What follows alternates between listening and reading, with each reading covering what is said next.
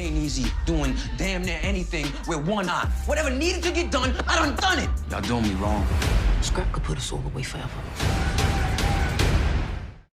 So, with the return of Raising Kanan, Rock showed us how she's built her organization by taking it off the streets, but also how she's ready to take it to the next level and expand. But even though she's been building over the past 3 months, she faces threats she could never account for. Detective Howard is awake, and he's definitely playing a game, because do we really believe he doesn't remember anything? Unique's also out of jail, and even though it seems that Dean is cutting him off, revenge will definitely be at the forefront, but he'll need the backing of Worrell and the rest of his crew, or does he? But besides Detective Howard and Unique, Rock's got another huge issue with Scrappy.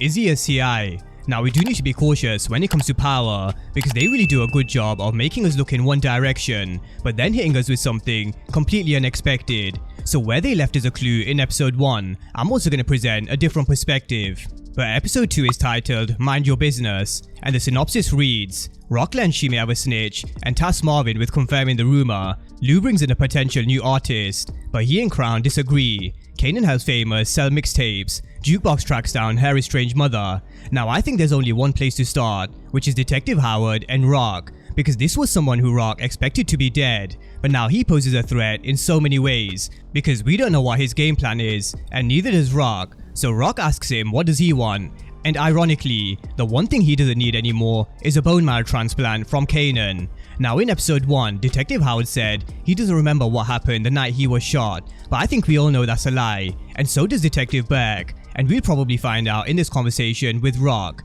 unless he does continue to play dumb and make Rock think he actually can't remember, because sometimes the less you say and reveal, the better, and this is sometimes key to power, because he keeps your enemy in the dark while you can plan 3 moves ahead. But I think this is where it could be revealed to Rock that Scrappy is a snitch, because this detective did call Scrappy his CI. I got a CI bellyache in interrogation too that I gotta go deal with.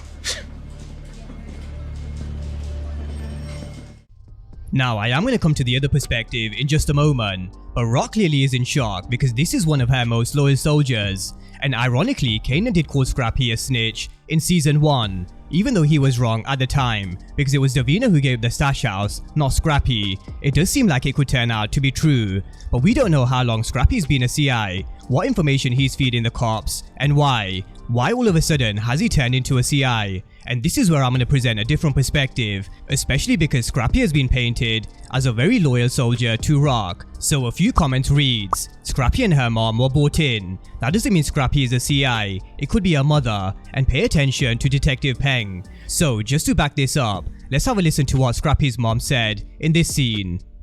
Detective Peng, know you here? Where the fuck Peng at? You know the drill.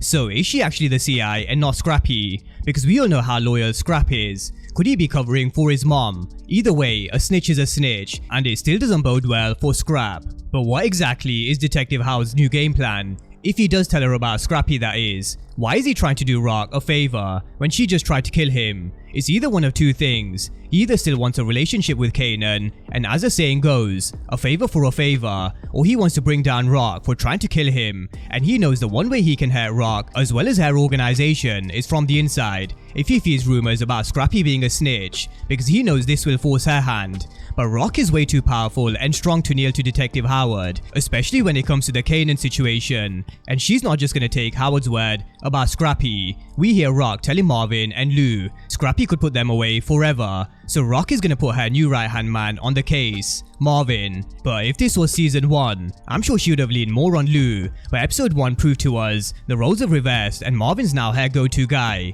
So we hear Scrappy telling Marvin how he struggled ever since he lost one eye, but whatever needed to get done, he done it, and we really can't disagree with how loyal he was to Rock, especially when he went over to Unique and lost one eye and a kidney. But we learned a bit more about Scrappy's backstory in episode 1 and how he has a gambling addiction, which was foreshadowed in season 1. So Rock gave him clear instructions, no more gambling in his mom's basement, hang up the cards and hang up the dice, but he failed to carry out those orders, because not only do we see him continue to gamble, but he also got arrested. So Scrappy may be proven to be a bit of a liability. So is it going to be the case of out with the old with Scrappy and in with the new with Worrell?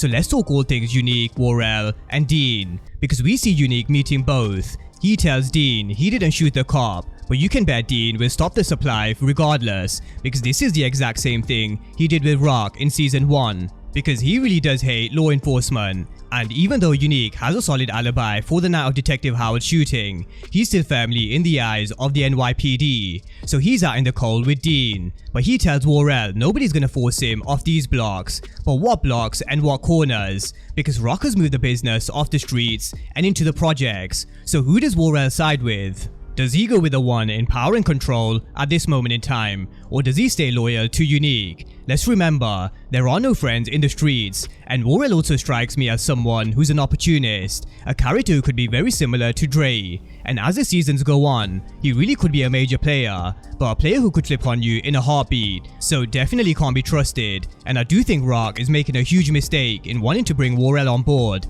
because let's not forget, this is the same guy who almost killed Scrappy and Lou. But on Unique, revenge will definitely be on his mind, and you've heard me say it before, where the enemy of my enemy is my friend. So where Unique was in prison, he may have made a friend when he saved this guy from being attacked. So could he have ties to Salvacelli and the Italians? And could this be the way Unique gets back in the game? After all, Rock is creating a lot of enemies, and Salvacelli will be another. But let's talk all things Jukebox, because she's going to be on a mission to go find her mom Kenya, because in episode 1 we saw her coming across a photo from 1975, and even though the trailer doesn't show Juke meeting Kenya, the synopsis tells us she will track her down. So I'm expecting to see this scene we saw in the trailer with Kenya and Juke reuniting, and what's made Juke all of a sudden interested in her mother, who left her when she was young. Now there are a few factors at play, and Nicole's death is one of them, but also her strained relationship with Marvin. And as we talk about Kanan never having a father figure in his life,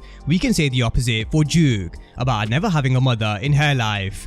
But I really do feel this is just going to end up with more heartbreaks and setbacks, which really will contribute to the cold, ruthless Juke we saw in Power. But elsewhere, we're gonna see Kanan helping Famous sell his mixtapes on the streets. And where I mentioned at the beginning of this video how Power do a good job of making us look in one direction, this is another classic example. It may look like Kanan and Famous are on the corners selling and being arrested by the cops for selling dope, but all they seem to be selling is Famous's mixtapes. So that's just something to watch besides what we saw in the trailer. And that's a breakdown of what we can expect in episode 2, where it seems like Rock may have a decision to make. Does she take out Scrappy or not? And is he actually the CI, or is it his mom? And what is Detective Howard's game? Drop all your comments down below in the comment section. And of course, if you are new to the channel and you haven't done so already, then remember to smash the subscribe button if you want to see everything Power Book 3 and Power Universe related.